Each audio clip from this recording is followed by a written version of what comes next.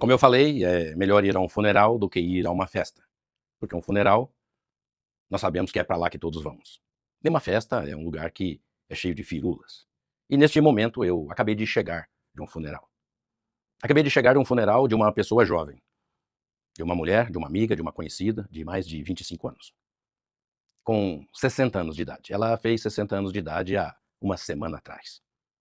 Imagino que ela passou os 59 esperando o aniversário de 60 anos. Completou 60 anos e uma semana depois estava sendo velada. E aí eu te pergunto, qual é o sentido dessa vida? Porque esperamos morrer aos 90, 95 e partimos aos 60. E aí eu te falo que você gostaria de saber quando é que é o seu dia de partida ou você prefere que o mundo te pegue de surpresa? E aí eu faço essa pergunta para um monte de pessoas. Eu já fiz essa pergunta mais de 100 vezes. E é unânime, ninguém quer saber a data da morte. Mas eu acho que seria interessante saber a data da morte, porque aí você pode prever o que está por vir. Mas aí eu tenho outra pergunta a fazer para você.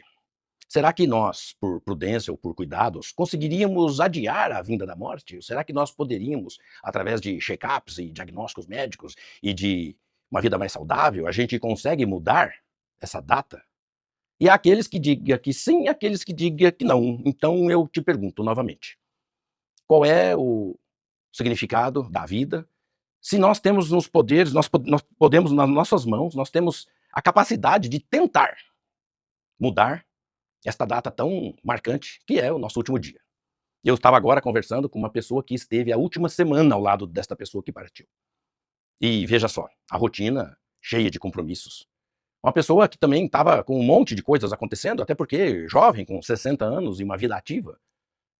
Óbvio que tem bastante coisa para fazer, até seria de espantar que uma pessoa não estivesse fazendo tanta coisa, mas eu te pergunto agora, mais uma vez, porque minha função é te indagar. E será que não podemos alterar esta data tão iminente? Na verdade, eu sempre chamei a morte de uma rota de colisão. Estamos dentro de um trem. Nossa vida é como um vagão de um trem. Tanto você quanto eu estamos dentro de um vagão do trem. Toda hora esse trem para. E aí, a primeira coisa que eu disse, a hora que eu encontrei alguns amigos, com muito respeito, eu falei: não é a nossa vez ainda. Infelizmente, é a vez de uma amiga querida, mas um dia será o nosso. Eu, com muita propriedade, falei: aqui é o único lugar onde nós todos iremos e viremos. Então, o que eu falo é o seguinte: o trem parou na estação, comigo dentro, mas não era o dia de eu descer. E aí o trem continua. Então, eu quero que você faça uma reflexão hoje sobre todos os velórios que você já frequentou. Alguns foram um dos momentos mais difíceis da sua vida, que despedir de pessoas queridas é um desafio. Aqueles que entram em pânico quando a morte é, de repente, por um acidente ou uma coisa mais repentina, como foi no caso do meu pai, que morreu aos 38 anos de idade de acidente de um veículo. Ninguém esperava. Há aquelas mortes onde a pessoa já está com câncer, está doente, e já a família toda espera que isso venha acontecer. E aí talvez você tenha mais tempo de se despedir do ente querido. Então, quando a morte abraça um ente querido, cada um vive uma experiência diferente. Mas a coisa é que nós não estamos preparados para se despedir das pessoas que a gente gosta tanto. Eu posso dizer, com experiência própria, que aos 8 anos de idade, eu ainda gravei um vídeo agora, né? Aos 8 anos de idade, tive que despedir do meu pai. E 6 meses depois, meu avô, em depressão, acabou sucumbindo e morreu também. Então eu estive, aos 8 anos de idade, num velório das duas pessoas mais importantes que eu tenho na vida, que eu tive na vida, que era meu pai, Geraldo Mozaner, e meu avô, Giacomo Mozaner. Então eu, desde a tenra idade, já frequento velórios e sei exatamente como sente a pessoa com um ente querido que está partindo. E aí a gente se pergunta, porque pessoas vêm, cumprimentam, todo mundo para, e vem, dependendo da religião, vem um integrante da religião da pessoa e dá uma palavra de conforto, e que é um monte de blá blá blá, que eu já estou numa idade que já nem presto mais atenção em nada que fala. São palavras de conforto, né? Mas isso aí, no meu caso, já não preciso mais de conforto de nada.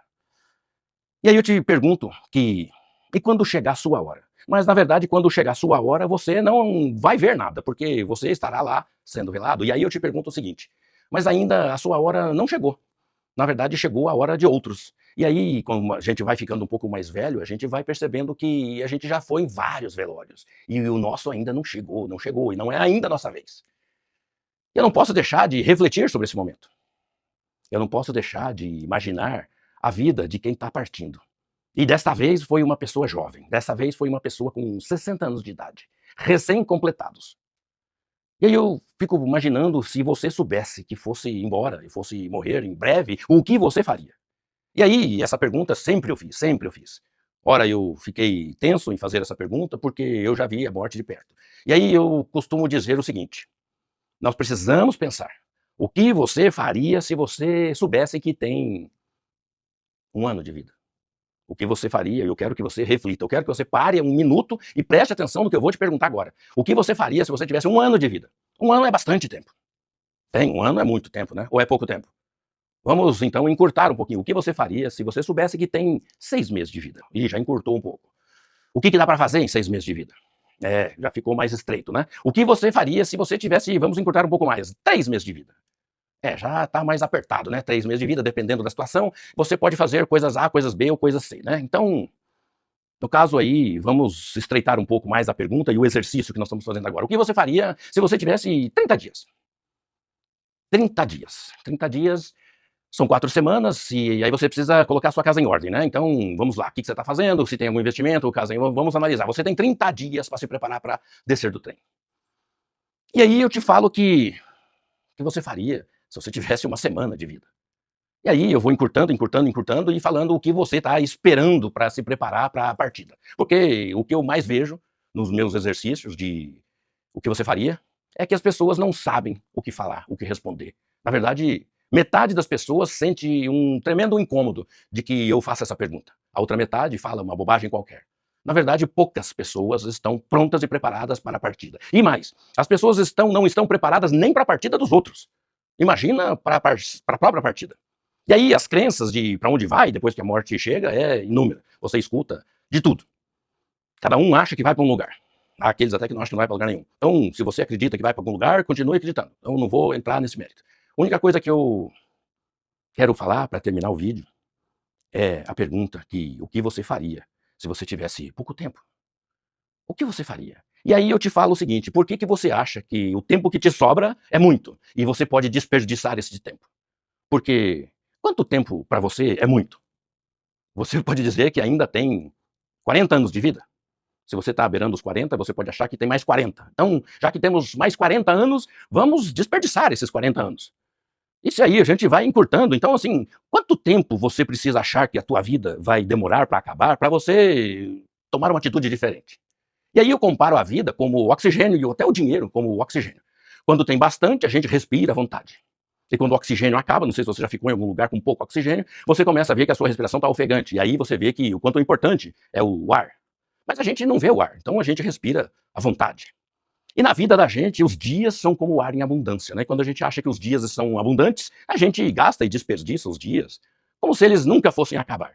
Mas na verdade, a vida de todos nós é como uma ampulheta, cheia de areia em cima, descendo. Cada dia que passa, a areia está descendo. Por isso comemoramos o aniversário, né? Na verdade, o aniversário, provavelmente, eu não estudei, mas deve ser de uma época onde se morria muitas pessoas. Então, quando você completava o aniversário, se festejava, porque você não morreu.